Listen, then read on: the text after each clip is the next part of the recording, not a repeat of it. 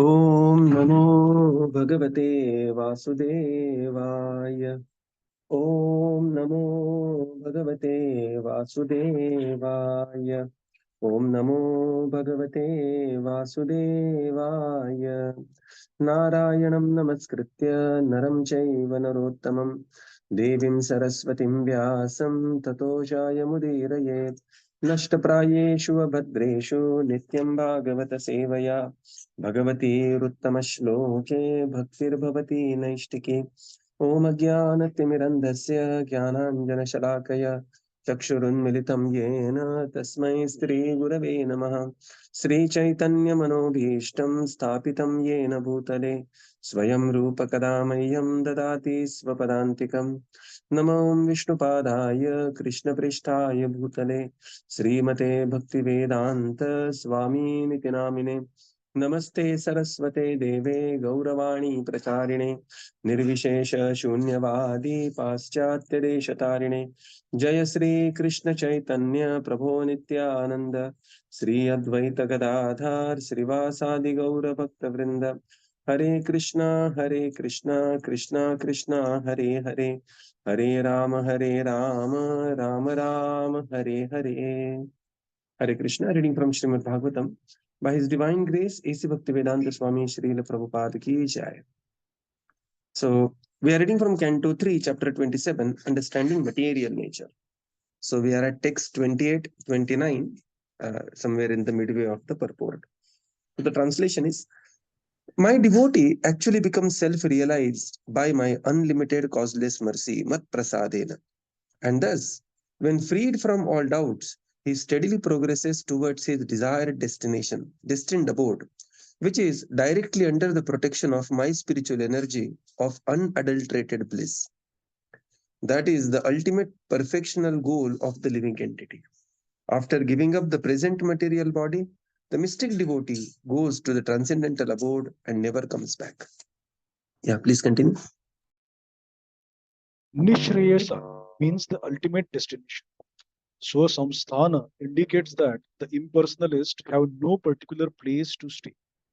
The impersonalists sacrifice their individuality so that the living spark can merge into the impersonal effulgence emanating from the transcendental body of the Lord. But the devotee has a specific abode. The planets rest in the sunshine, but the sunshine itself has no particular resting place. When one reaches a particular planet, then he has a resting place. The spiritual sky, which is known as Kaivalya, is simply blissful light on all sides, and it is under the protection of the Supreme Personality of Godhead. As stated in the Bhagavad Gita 14.27, Brahmano hi pratishtha aham. The impersonal Brahman effulgence rests on the body of the Supreme Personality of Godhead. In other words, the bodily effulgence of the Supreme Personality of Godhead is Kaivalya, or impersonal Brahman. In that impersonal effulgence, there are spiritual planets, which are known as Vaikunthas, chief of which is Krishna Loka. Some devotees are elevated to the Vaikuntha planets, and some are elevated to the planet Krishna Loka. According to the desire of the particular devotee, he is offered a particular abode, which is known as Swasamsthana, his desired destination.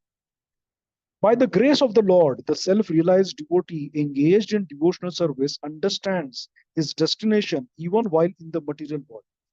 He therefore performs his devotional activities steadily, without doubting, and after quitting his material body, he at once reaches the destination for which he has prepared himself. After reaching that abode, he never comes back to this material world. The word Lingada Vinirgame, which are used here, mean after being freed from the two kinds of material bodies, subtle and gross. The subtle body is made up of mind, intelligence, false ego, and contaminated consciousness. And the gross body is made of five elements: earth, water, fire, air, and ether.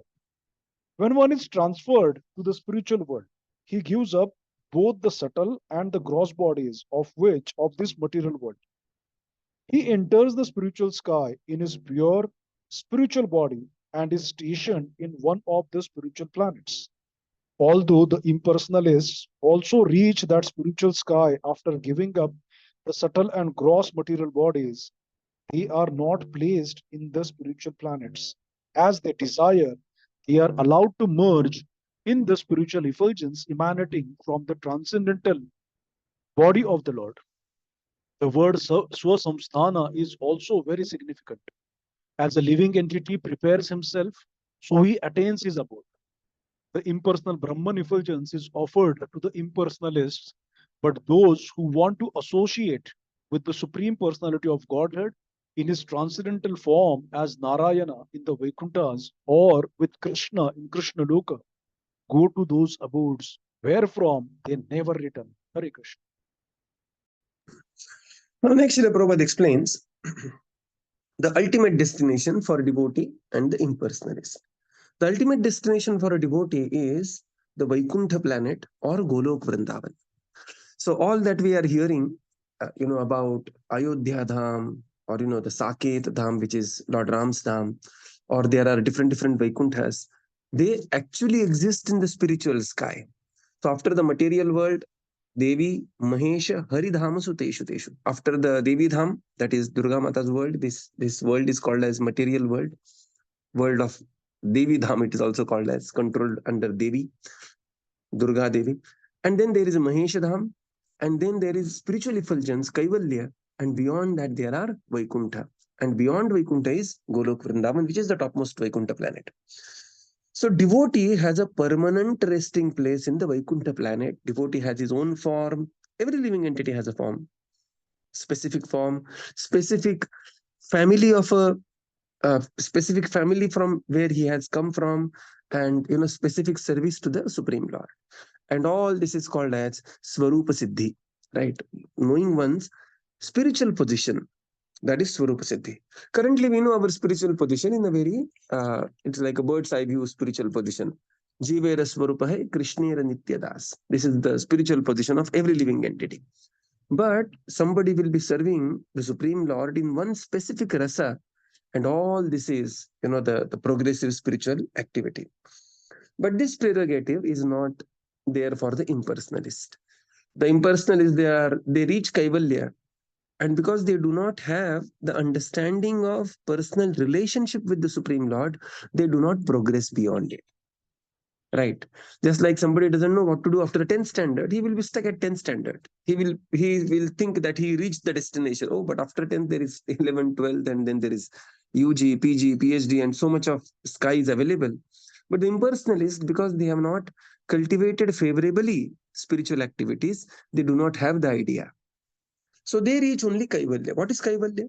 Prabhupada writes a beautiful definition.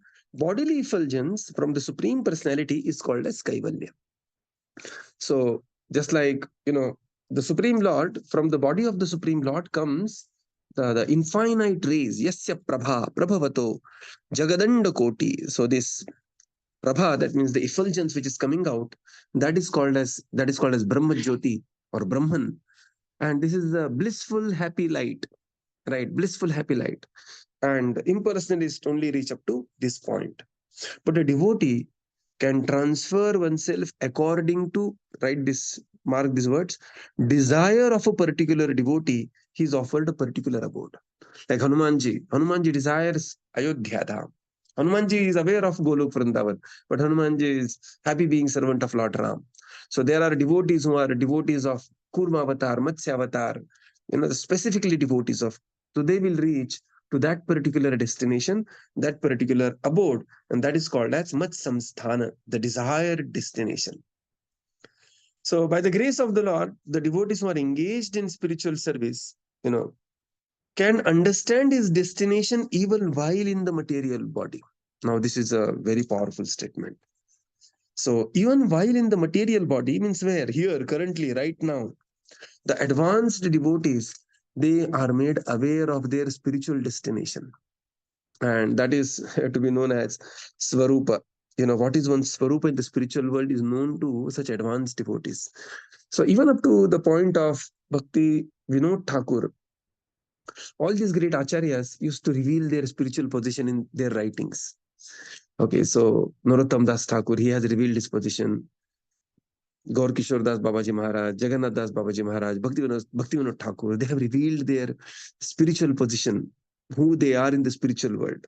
But later, from Siddhanta Saraswati onwards, and then Srila Prabhupada, and they curtailed this revealing of spiritual position because many people started becoming Sahajiya, and they were thinking, that very famous story of one day, one devotee was missing, Prabhupada's disciple, during Prabhupada's time. And they asked, Are, where is this devotee? And they said, no, he has locked up himself. And he was like locked up in his room. And somebody peeped inside the room. So he was practicing, bringing the neck out. All of you just bring the neck out. And some devotees just caught him. They said, Hey, what are you doing? He said, No. Some Babaji I met. And this Babaji in Vrindavan told me, you're a peacock in the spiritual world. So he said, because I'm peacock in the spiritual world, why to practice being peacock in the spiritual world? I started practicing now only. So all this kind of very, very cheap imitations, Sahaji mentality started creeping in. And therefore, the Acharyas refrained revealing their spiritual positions. But Prabhupada very clearly writes here, by the grace of the Lord, the self-realized devotee engaged in devotional service understands his destination even while in the material body. He therefore performs his devotional service steadily, without doubting, and after quitting his material body, he at once reaches the destination for which he has prepared himself. So this is a very deep spiritual path. So it is like, we are having a destination. We do have, we do have a specific service to the Supreme Lord, and the Lord is missing us for that service in the spiritual world, which is all blissful abode. Recently means almost a decade back, there was one devotee in Mayapur, Srila Prabhupada disciple, His Grace Nirguna Prabhu, and very simple devotee, very simple book distributor he was. And Nirguna Prabhu's departure is considered as one of the glorious departures because whole life brahmachari, steadily serving, book distribution, day in, day out doing book distribution, life dedicated to very pure ISKCON principles of whatever Srila Prabhupada has given. In the final days, when he was almost like completely incapacitated, that time he was lying on the, what we call it as a deathbed. And then he was narrating that how Radharani has come, what is the dress of Radharani, how Krishna is there, what Leela is going on. And devotees at first thought that, it is like a delirium, he is speaking out all these things. And when they started opening some of the higher literatures, the Goswami literatures, we generally don't do that. Very senior devotees are supposed to read the Goswami literature. If we read, we will be bewildered.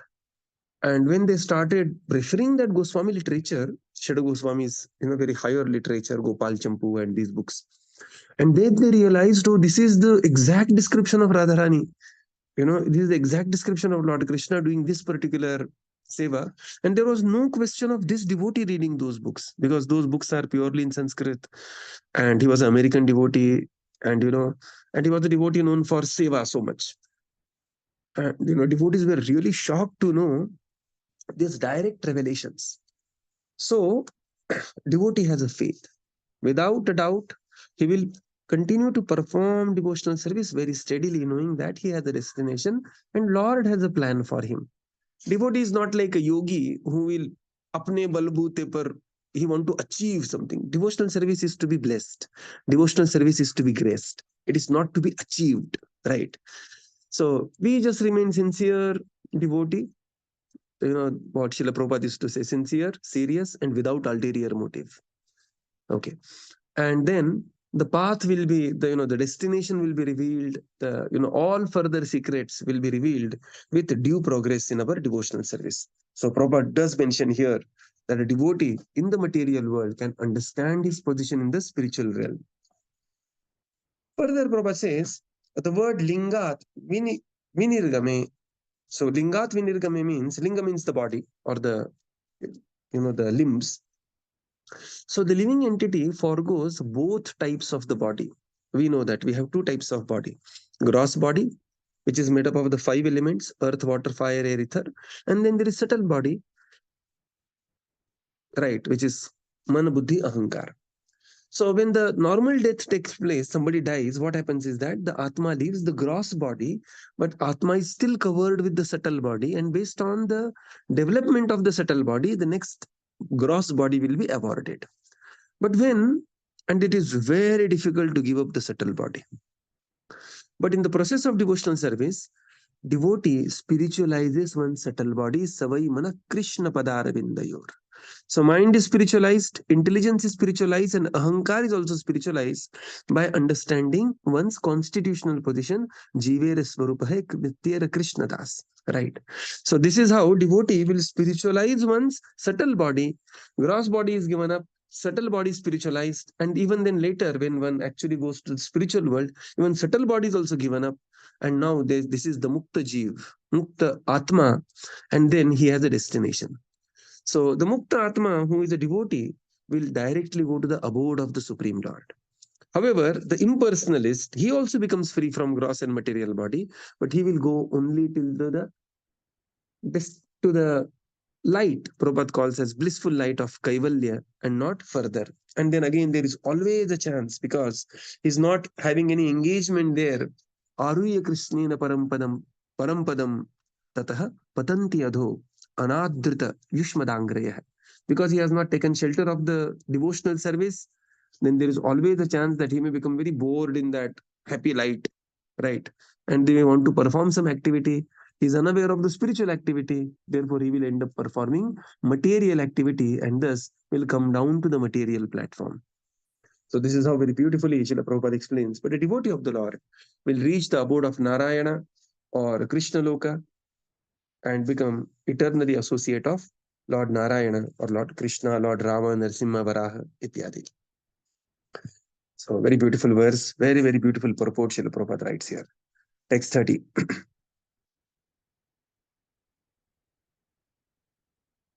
यदा न योग उपचिता सुचेतो मायासु सिद्धस्य विसज्जतेङ्गः अनन्यहेतोष्वथमे गति स्यात् आत्यन्तिकीयन्न न मृत्युहासः.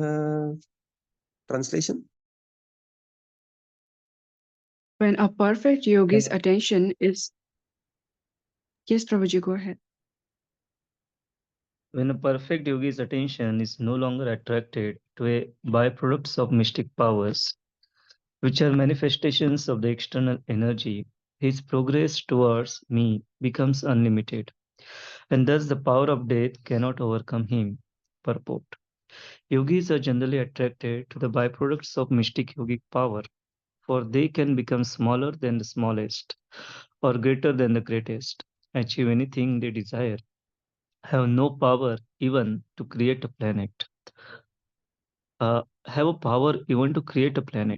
or bring anyone they like under their subjection. Yogis who have incomplete information of the result of the devotional service are attracted by these powers, but these powers are material. They have nothing to do with spiritual progress, as other material powers are created by the material energy. Mystic yogic powers are also material. A perfect yogi's mind is not attracted by any material power, but is simply attracted by unalloyed service to the Supreme Lord. For a devotee, the process of merging into the Brahman effulgence is considered to be hellish, and yogic power, or the preliminary perfection of yogic power, to be able to control the senses, is automatically achieved. As for elevation to higher planets, a devotee considers this to be simply hallucinatory. A devotee's attention is concentrated only upon the eternal loving service of the Lord, and therefore the power of death has no influence over him. In such devotional state, a perfect yogi can attain the status of immortal knowledge and bliss. Thus end the Bhaktivedanta purports of the 3rd canto, 27th chapter of the Śrīmad-Bhāgavatam, entitled Understanding Material Nature. Yeah. Yada na yoga So when a perfect devotee yogi's attention is no longer attracted by the byproducts of the mystic powers, then what happens? His progress towards the Supreme Lord becomes unlimited, and mrityuhasaha, the power of death, does not act on such a yogi. In the purport, Srila Prabhupada explains, by the practice of yoga, there are many byproducts, right? And these byproducts are Ashtasiddhi, the Anima, Lagima, Mahima, Prapti, Kamya Vashahita, so on and so forth. That one can be a mesmerizing speaker, one can attain whatever they want, one can, typically you can see, of course, don't take it as a direct example, but Baba Ramdev having, 70,000 crore industry, which started from yoga, right? Which purely started from yoga. So the mystic yogis can create such, terrific power to the extent of creating a planet, creating universe. That's what we have seen Vishwamitra Muni doing like that. But a devotee of the Lord is not attracted by all this cheap display of power. Like once a devotee came to Prabhupada and he said that, Swamiji, there is a yogi who can walk on the water. And Prabhupada says that is just 50 paise siddhi. Now just imagine somebody comes to your society and starts walking on the, your swimming pool. People will go mad and crazy. People will accept him as God. But Prabhupada said, if I can cross the river, and especially in Bengal, if you go to Bengal, the river fares are like these boat fares, 50 paise, 70 paise, like that. These boat fares are still like that, 1 rupee max, 2 rupees. So Prabhupada said, if I want to cross the river, and if I pay 50 paise to a boatman, I can very easily cross the river. Why I have to waste my life to learn walking on the water? Right. So this mystic yogas, this mystic yogis, many times they are attracted by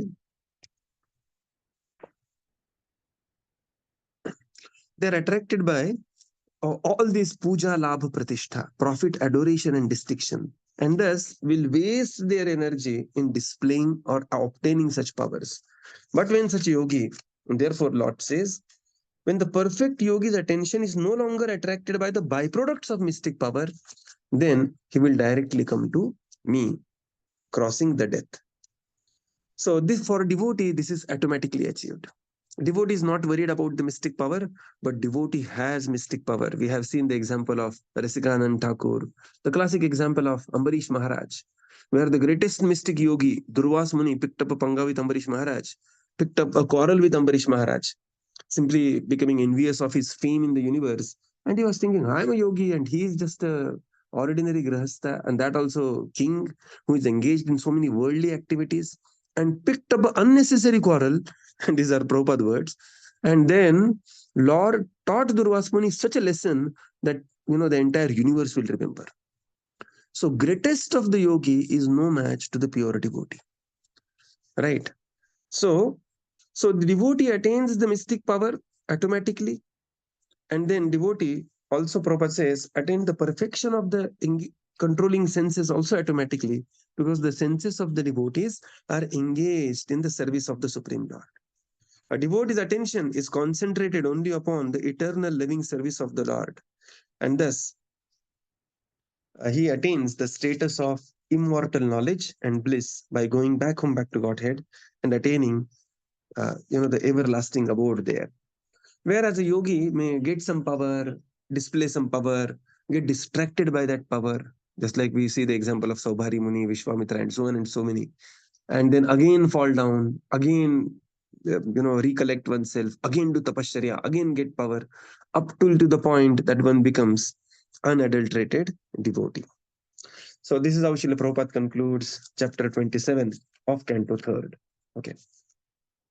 So we'll begin with chapter 28. Is there any question, comments? We have just 5 minutes left.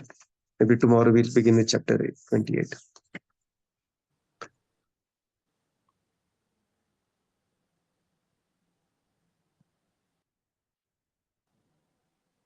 So very grateful to all the devotees who are attending so regularly. Okay, we are unable to do any personal follow-up. Neither there is a purpose of doing any personal follow-up. We have some select devotees reading, and please remember, these who all are reading? Everybody is reading. This is most important. So we always say that everybody is reading. Some devotees are reading more loudly. That's it. Everybody is reading. And even my interaction with these devotees who are reading is also, is practically equal to zero, right? So because this is a pure reading program, so, but please don't feel it, a program like this, always what it happens is it is like, oftentimes it is a one-way communication. Please don't feel it is impersonalistic kind of a program. But we want to keep it pure reading program based on teachings of Srila Prabhupada dedicated to books of Srila Prabhupada, right? So, is there any question? Else we continue with chapter 28. Previously, we used to, dedicate one full day to revise the chapter, to revise important concepts in the chapter. And, when we were reading other books, Prabhupada books and, small books, Bhagavad Gita and those books. But this we cannot do for Bhagavatam, because if we reserve one day for one chapter, Bhagavatam has how many chapters? How many adhyayas are there in Śrīmad-Bhāgavatam? 335 adhyayas are there. So even if we dedicate one day for one adhyaya, what happens is our completion of Bhagavatam will be 1 year delayed. Okay. So it is like we have to be always conscious of time. Generally, we try to cover 6 pages in each reading. So 4 to 6, 5 is the optimal, 6 is the best. And this is how we maintain the pace. If the purports are very deep purports, and and then we take little more time trying to discuss all the points that Srila Prabhupada has discussed in that particular purport. Okay. Yeah, so we continue with chapter 28. And this is Kapila's instructions on the execution of devotional service. Again, a very, very beautiful chapter. Bhakti sadhana ke liye Kapila Muni ke adesh. Okay, look at the title. Kapila's instructions on execution of devotional service. How to conduct a devotional service. So this chapter has 44 shlokas. Yeah, 44 shlokas. And this is divided into 5 sections. At least we'll discuss the sections today. From text 1 to 12, there is the limbs of Ashtanga Yoga are being described. So this is text 1 to 12. From 13 to 18, we see Lord's form for dharana. Okay. So very, very beautiful description will be there. So first there is dharana, and then there is dhyana. This is 19 to 33. How to take darshan. Right.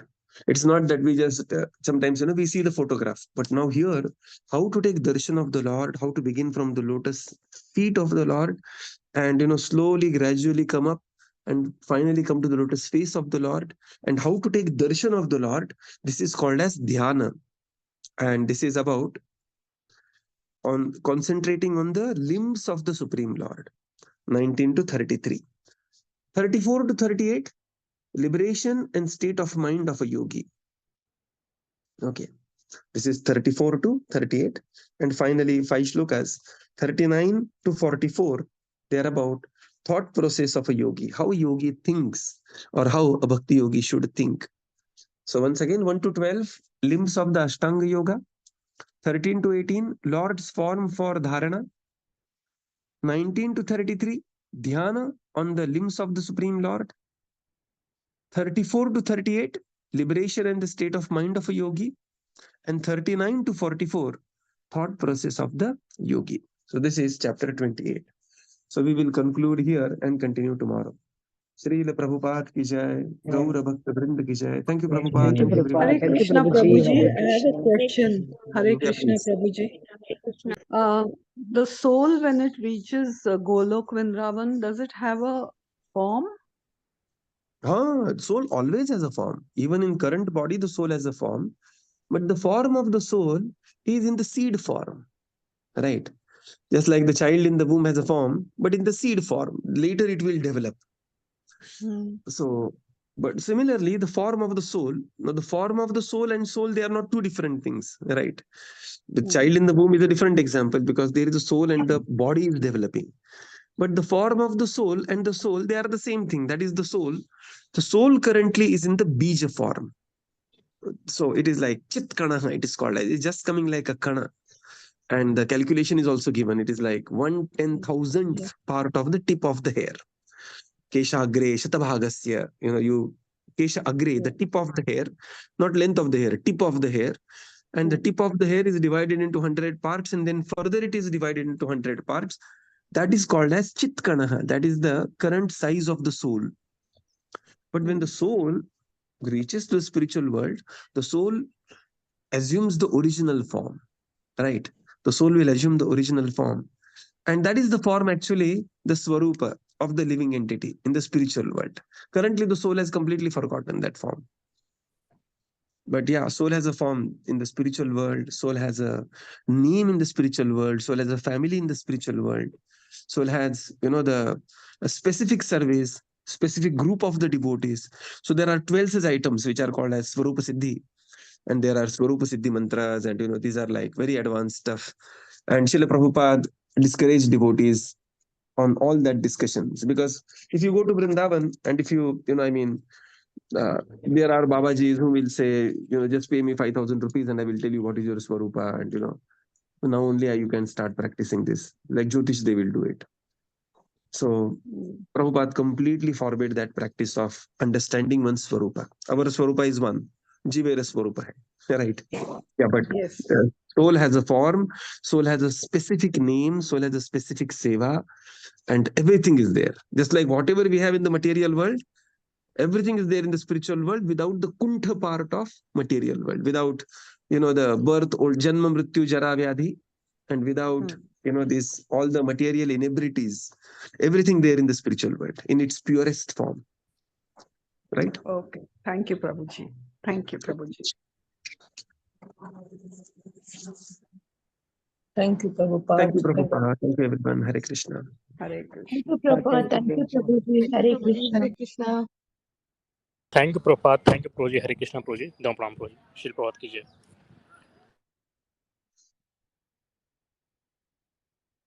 Thank you, Prabhuji. Thank you, Prabhuji. Thank you, Prabhu. Thank you, everyone. Hare Krishna.